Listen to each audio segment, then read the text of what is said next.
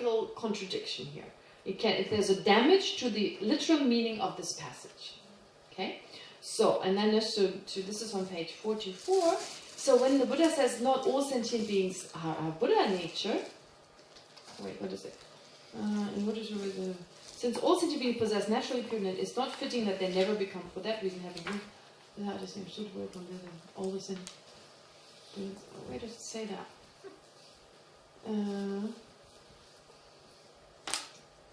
thought it says somewhere.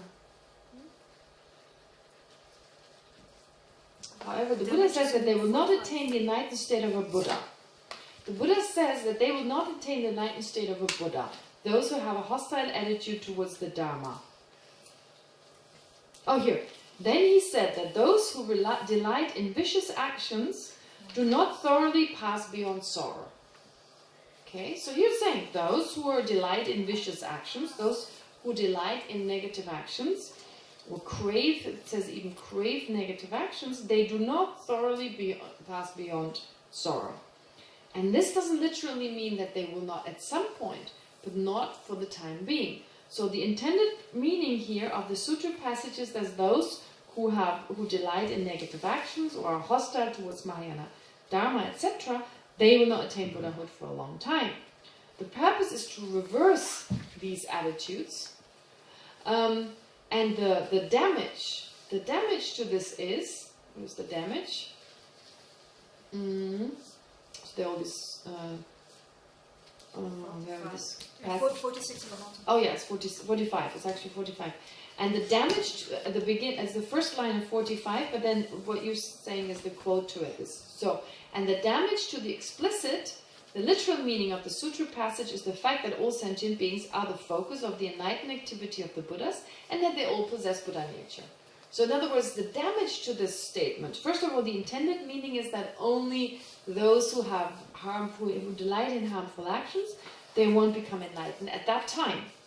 The purpose is to encourage people to generate a positive attitude, and the damage to that statement, to the literal statement, is the fact that all sentient beings have Buddha nature, and that all sentient beings are the focus of the enlightened activity. Buddhas want to benefit them, take them to happiness, to a happy state. Now, this is just, you could cite this any time when there's a sutra that needs to be interpreted. But you have these sutra passages, teachings by the Buddha that cannot be taken literally, and you always have to check whether those three are there. What is the intended meaning of what the Buddha says?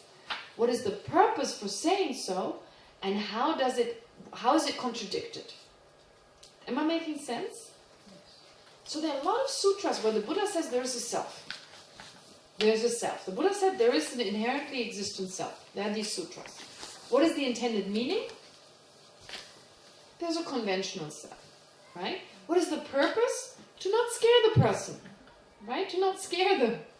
And then what is the damage to literally saying there's an inherently existent self? Well, the reasoning that establishes it. So every sutra that needs to be interpreted needs to have those three factors. If you look for them and you find them, then you can say that that's the intended purpose. The Buddha doesn't say things without a purpose behind it. But it's so difficult because the Buddha taught according to people's needs, and we need reasoning to establish which one we can accept and which one we cannot. Right? Does that make sense? So reasoning is so important. Okay. And really finally, the last thing here I'd like to mention is the 4 hindrances to Buddha nature. So this is on page 47. And then right on the next page start these debates. You can read those at your own leisure. You can read these on your own. I think with everything you've learned, it won't be hard to understand it, but it says there are 4 hindrances. Does it mean the hindrances that disturb me to actualize the potential? Yeah, exactly. So one is having very strong afflictions. Obviously, the stronger our afflictions, the harder it is to follow the path. Being influenced by bad companions. So having friends, having people that you will get influenced by to do something other than Dharma practice. Being deprived of the necessities of life, that's another problem. If you can barely survive, and you have to work every day 18 hours, there's no time to really at least learn about the Dharma. And being under the control of other sentient beings, as in like, you know, being born in a country where you're not allowed to practice Dharma, where you could be killed if you're not following another view, another religious system, and so forth. So those are just 4 hindrances, and we need to make sure. I mean, with the bad companion, I mean, there's always this talk of not making sure you're not influenced by people that influence you, and that's why our parents told us that. You know, they don't want us to hang out with kids who steal. You know, if you have friends when you're in high school, I had a friend who taught me how to steal in a store. I was caught because of her, because I wasn't as good as her.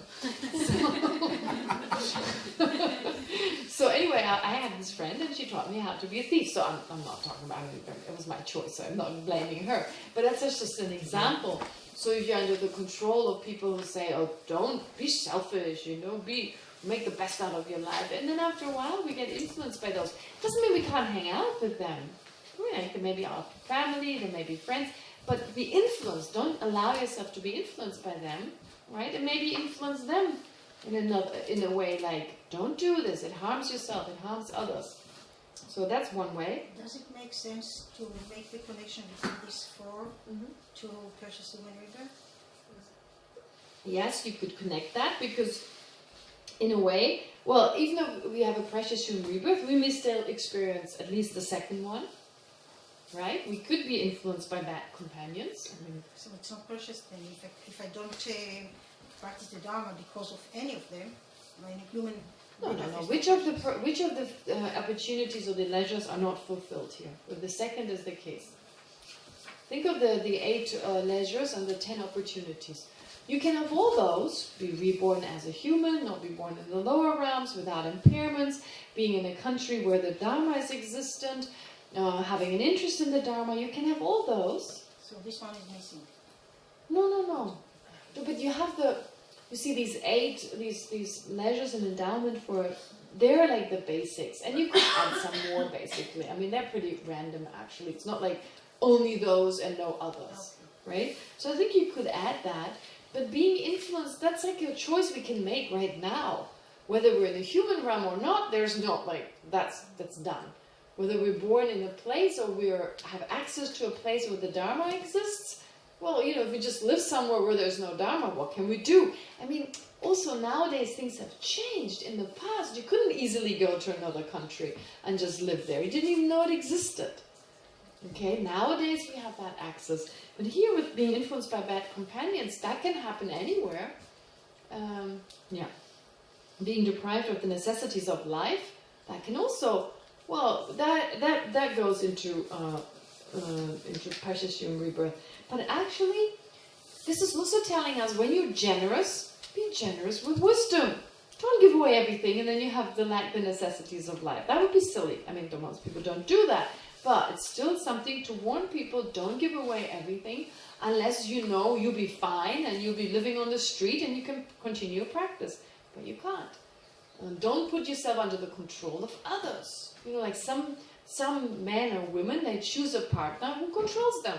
Well, try not to choose such a partner, right? I mean, make sure. I mean, having a partner who's not interested in the same thing, okay, that's a different matter. What happened? Having a partner who doesn't share our same interests, but gives us freedom to do what we do. Okay. All right. Anyway. I think that should be sufficient. So you see, there's a lot of explanation that is just not that important. It totally makes sense. But since it's given in the text, I thought it'd be nice to share it with you. But I'm pretty sure after this morning session, I've already rounded up the entire topic. You have a good sense of what Buddha nature is all about. Now that's left is doing a meditation on it. But maybe, would you like to do the meditation first and then do question and answers, or the other way around? Meditation. Meditation. Okay.